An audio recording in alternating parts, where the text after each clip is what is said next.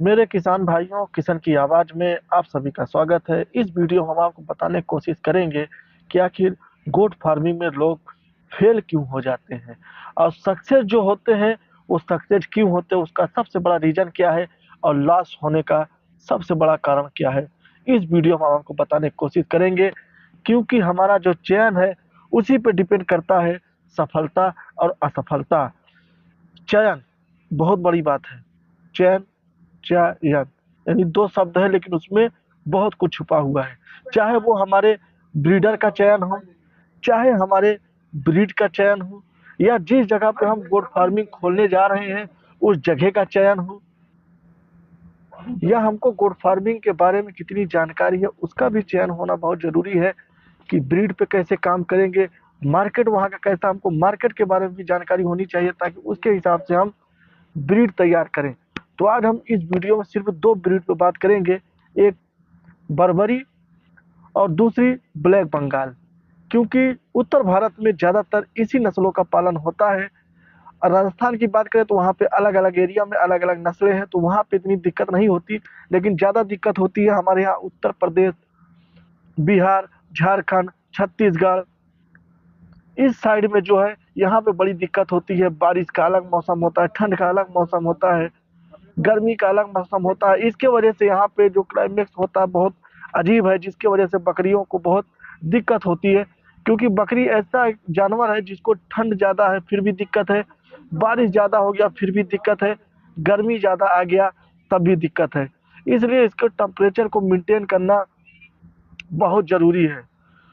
इस टेम्परेचर को मेंटेन बस दो ही नस्ल कर सकती है, या तो वो बर्बरी या तो ब्लैक बंगाल। क्योंकि ब्लैक बंगाल चाहे बारिश हो चाहे ठंड हो बरसात हो, उसकी इम्यूनिटी पावर जो होती है ना, क्षमता, वो बहुत मजबूत होती है। और उसके बाद फिर बर्बरी की क्षमता सबसे मजबूत होती है। राजस्थान की आप बकरी लेके आओगे यूपी बिहार में, ठंड के मौसम में वो चल नहीं पाएगी, बारिश के मौसम में वो जी नहीं पाएगी। हो सकता है हाँ, पुराने आप अगर गोट फार्मर है, आपके पास काफ़ी एक्सपीरियंस है, जानकारी है, नॉलेज है, तो आप तो सफल हो जाएंगे। लेकिन अगर जो नया गोट फार्मर है जिसको कुछ मालूम नहीं है, वो लाके बकरी को यहाँ पे फंस जाएगा और उसका नुकसान हो जाएगा। इसलिए आप कोशिश करें ब्लैक बंगाल क्रॉस ब्रीड पे काम करें, बर्बरी बकरी पे प्योर पे काम करें। अब दोनों में फ़र्क क्या है, डिफरेंस क्या है, वो हम आपको बताने की कोशिश करेंगे कि आखिर दोनों में क्या समानताएं हैं और क्या डिफरेंस है। बात करें बर्बरी बकरी की, तो बर्बरी बकरी जो है देखने में काफ़ी खूबसूरत और अच्छी लगती है। हिरन के जैसे कान उसके रॉकेट के जैसे खड़े होते हैं, जिसके वजह से कुर्बानी की टाइम में उसके बकरे की डिमांड बहुत ज़्यादा होती है। छोटे कट के होते हैं, हिरन के जैसे लगते हैं और अच्छे लगते हैं।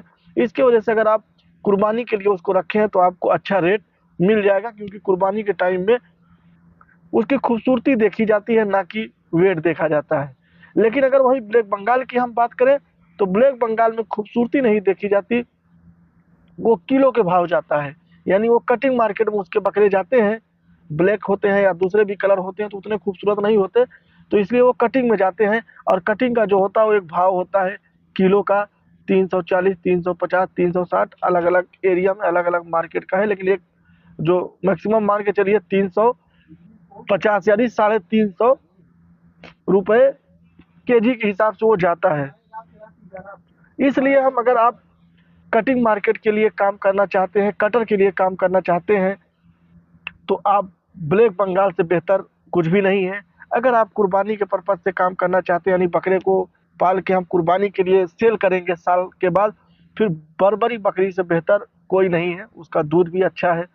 अब बात कर लेते हैं बच्चे देने की, क्योंकि मेन तो होता है हमारा जो प्रोडक्ट होता है वो बच्चा होता है।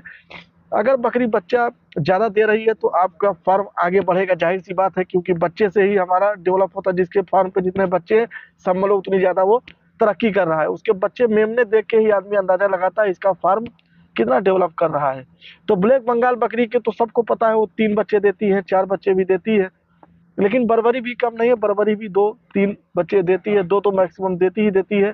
हाँ, बस एक फ़र्क है, ब्लैक बंगाल 9 या 10 महीने में ही बच्चे देने लायक उसकी पाठी जो होती है हो जाती है, बर्बरी थोड़ा साल, 12 महीना या 13 महीना लगाती है, ये फ़र्क है। और अगर ब्लैक बंगाल के बच्चे की बात करें जैसे ही बच्चा देती है उससे 20 दिन, 22 दिन, 25 दिन, 1.5 महीना, मैक्सिमम 2 महीने के अंदर वो फिर से हिट में आ जाती है, बच्चा देने के लिए तैयार हो जाती है। ये ब्लैक बंगाल की खूबी है। बर्बरी बकरी 3 साढ़े 3 महीने लेती है, कोई कोई बकरी 1 महीने के अंदर भी हिट में आ जाती है। अगर वेट गेन की बात करें तो ब्लैक बंगाल अगर 1 साल की हम बात करते हैं तो 18 से 20 केजी उसकी बकरी जाती है और 20 से 25 केजी उसके बकरे जाते हैं।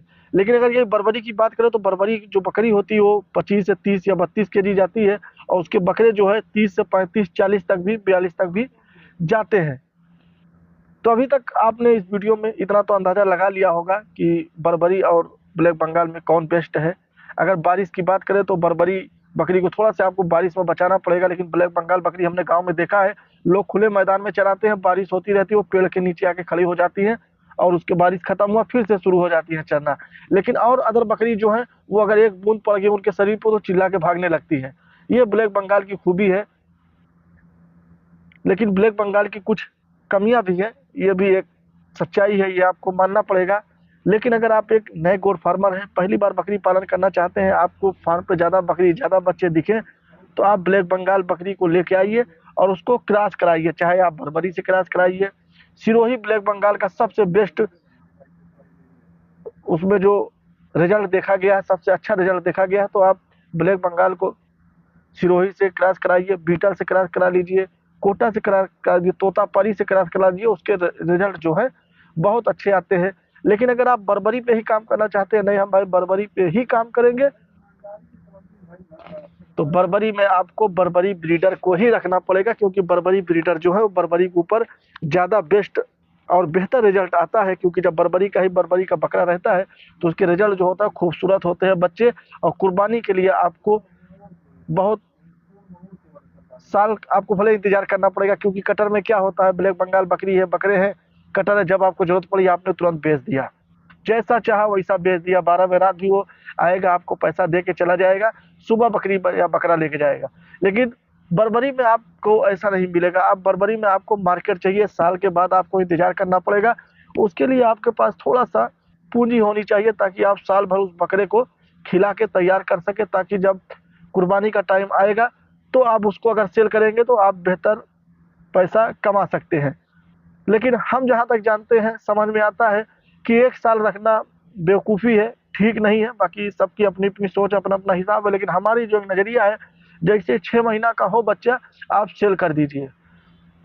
क्योंकि 3 महीना तो माँ का दूध पीता है, 3 महीना ज़्यादा वो खाएगा नहीं, 6 महीने के अंदर आपको आधे से ज़्यादा पैसा दे के जाएगा। क्योंकि 6 महीने के बाद आप जितना रखेंगे उतना ज़्यादा बकरा खाएगा। अगर आपको कुर्बानी के लिए रखना है तो उसके लिए तैयारी भी करनी पड़ेगी। नेक्स्ट वीडियो हम आपको और डिटेल बताने की कोशिश करेंगे।